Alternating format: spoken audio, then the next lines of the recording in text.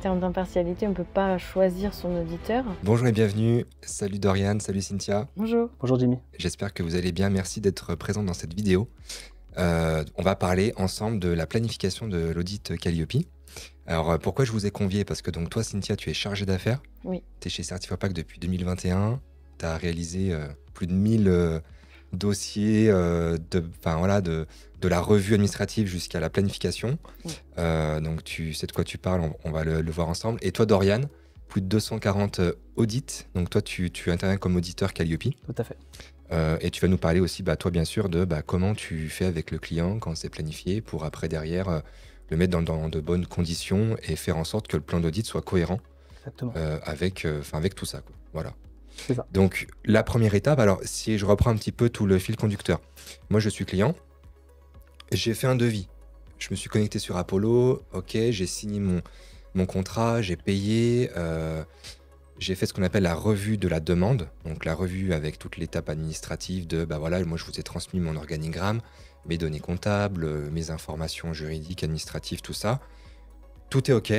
Et moi, la question, c'est quand qu'on passe l'audit, quoi. En gros, hein, c'est la question qu'on a souvent par téléphone, au standard téléphonique ou même par mail. Alors déjà, Cynthia, est-ce que tu pourrais un petit peu nous dire voilà, comment ça marche, comment toi tu affectes l'auditeur sur un dossier d'audit?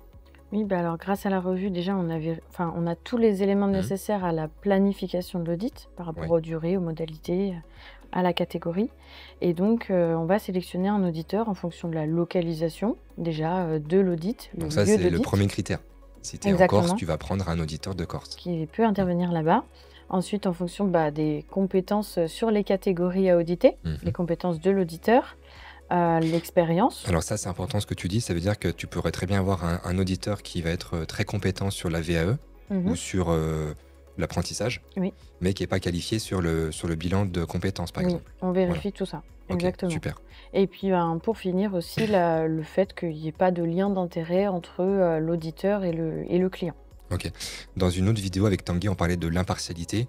C'est ce dispositif-là que tu parles ici. Exactement. T'expliques que finalement, c'est aussi à cette étape-là où on vérifie qu'il n'y ait pas un auditeur qui ait déjà travaillé chez tel organisme de formation ou autre. C'est ça.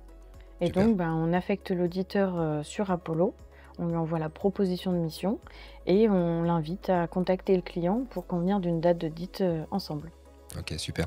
Et ça, c'est un workflow qui est sur Apollo. Il y a un système de mail qui s'envoie. Oui, à chaque étape, déjà le client il suit son dossier en temps réel sur Apollo en fonction du statut de l'audit. Et après, il y a des mails qui s'envoient en fonction des étapes, donc la proposition de mission, la validation de la planification à l'auditeur, au client. Ok. C'est quoi, toi, le point que tu es censé vérifier, tu sais, par rapport à la réglementation et du délai pour planifier une date d'audit? Tu sais, nous, en tant que certificateur, on doit respecter les textes de juin 2019. Et il y a une info qui nous dit, attention, vous devez proposer une date sous X jours. Par rapport aux audits initiaux, il y a l'obligation du coup de justifier qu'on a contacté le client pour la planification sous un délai de 30 jours après l'étape de revue. Souvent, c'est un petit peu moins quand même, parce que les souhaits d'audit, on les a en amont, lors de leur devis. Et donc la planification se fait assez rapidement. Ouais. Ok. Mais pour avoir une date, voilà, c'est quand même important d'avoir un dossier qui soit complet. On arrive des fois, dans de très rares cas, à faire des pré-blocages pour des cas exceptionnels, un petit peu d'urgence ou quoi. C'est vrai qu'on n'aime pas trop. C'est moins fiable puisque l'étape de revue, elle va vérifier justement tous les éléments nécessaires à la planification. Voilà, super. Ok, merci Cynthia. Merci. Donc admettons, voilà, donc moi je suis client, tu m'as affecté Dorian comme auditeur. Oui. Qu'est-ce que je fais? C'est moi qui appelle Dorian, c'est lui qui m'appelle, comment ça marche? Alors, je vais prendre la parole, je vais te permettre du coup. Bonjour Jimmy, merci pour l'invitation déjà pour commencer. Et effectivement, donc là, je prends un petit peu la suite de ce que disait Cynthia auparavant. Donc effectivement, un auditeur t'est attribué, du coup, donc, vu que tu es mon client. Donc qu'est-ce qui va se passer? Très simplement, c'est que je vais prendre contact avec toi dans un premier temps, de manière à préparer ce qu'on appelle le plan d'audit. Donc justement, pour la constitution de ce plan d'audit, il y a différents aspects à aller vérifier. À commencer par les questions préliminaires, qui sont une liste de questions disponibles sur Apollo, directement sur l'application. Liste de questions en fait, qui vont porter sur ton activité en tant qu'organisme.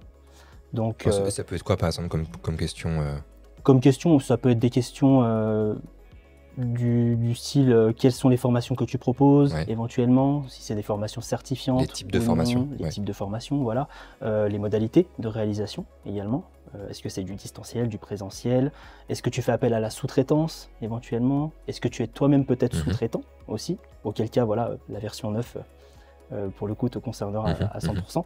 Mais voilà, donc en fait ce sont des questions qui portent sur ton activité, donc pas de questions pièges pour le coup, et qui vont permettre en fait de moduler la grille d'audit et de faire en sorte qu'elle soit faite sur mesure pour ton profil en fait, tout Ok. simplement. Donc ça, c'est une phase préliminaire. Et ça permet quoi au final? Ça permet d'avoir un plan d'audit qui affiche ou non certains indicateurs, j'imagine? Exactement. En fait, effectivement, sur ton plan d'audit, du coup, qui te sera attitré, ainsi que sur ta grille d'audit, tu ne verras apparaître seulement les indicateurs qui te concernent, effectivement. Et le plan d'audit, il a quoi d'autre comme info? C'est quoi? C'est un tableau? Il y a des horaires? Enfin, c'est quoi comme... Tout à fait. En fait, le plan d'audit est un planning, tout Mhm. simplement. Donc, effectivement, on va retrouver les indicateurs qui te concernent, comme je l'ai dit auparavant, la durée de l'audit, avec des plages horaires selon les indicateurs, Mhm. et aussi, information importante, les personnes présentes le jour de l'audit, le nom, bien évidemment, le prénom, la fonction également, qui doit être identifiée. Et voilà, toutes ces informations apparaîtront directement Ok, sur super. Apollo. Ce plan, je peux le télécharger, je peux l'imprimer ou c'est que sur Apollo?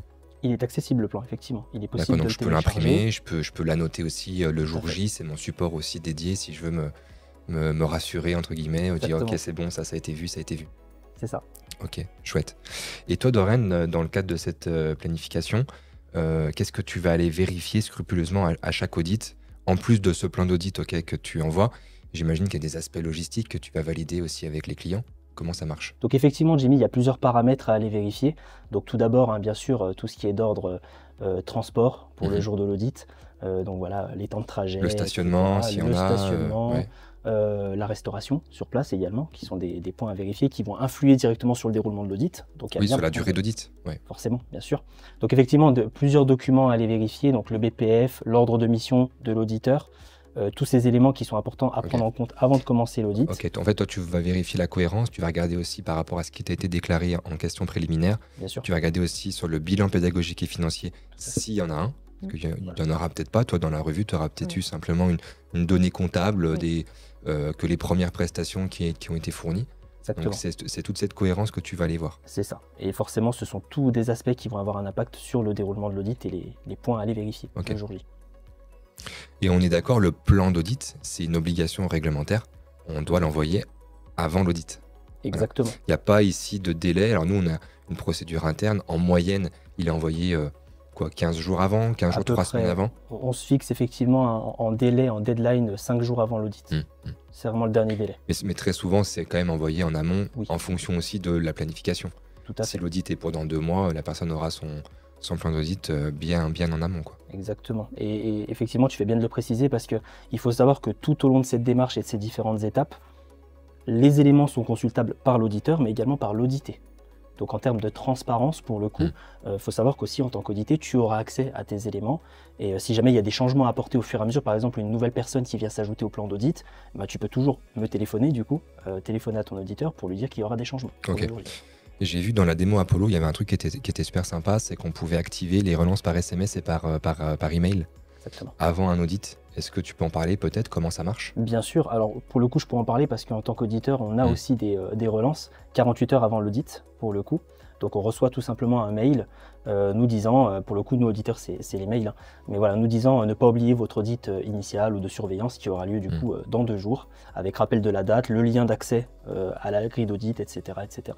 Ça peut paraître très bête, mais c'était arrivé, hein, c'est ça, il y a eu des fois quelques exemples comme ça d'organismes. Voilà, des petits loupés ou des clients qui ne sont pas levés le matin. Bah tiens, je me souvenais plus que j'avais l'audit Calliope. C'est exactement ça. Donc bon, ça mange pas de pain, ça résout pas tous les problèmes, mais en tout cas, ça peut être intéressant comme solution.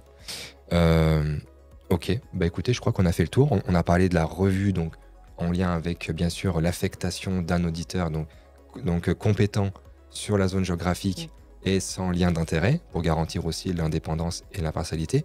Juste, moi j'avais une toute petite question pour terminer. Est-ce que moi je peux choisir l'auditeur? Ou alors je peux dire bah non, mais là celui-là il me plaît pas, j'ai pas envie que ce soit lui qui m'audite. En termes d'impartialité, on ne peut pas choisir son auditeur. Après, au niveau de la récusation, parce que c'est une récusation, pour refuser un auditeur, il faut que ce soit tout de même justifié. Ok, il faut qu'elle soit justifiée sur des faits tangibles. Oui. Ça peut être par exemple de la concurrence entre guillemets déloyale parce qu'on est sur le même marché. Ça peut être sur des activités conjointes qui auraient été faites par le passé. Enfin voilà, ça peut être tout plein de choses. Exactement. Ok, super. Moi, écoutez, je crois que on peut planifier. Là, je crois que j'ai plus de questions. C'est bon. Donc, on est prêt pour l'audit et on se retrouvera bien sûr dans une prochaine vidéo pour vous présenter concrètement comment se déroule l'audit. Voilà. Avec plaisir. Merci Cynthia, merci Merci. Dorian et je vous dis à bientôt. Merci à toi. À bientôt. Merci. N'hésitez pas à nous suivre sur les réseaux, sur YouTube notamment, à vous abonner et ou même sur LinkedIn et à suivre aussi nos actus via les newsletters. Merci.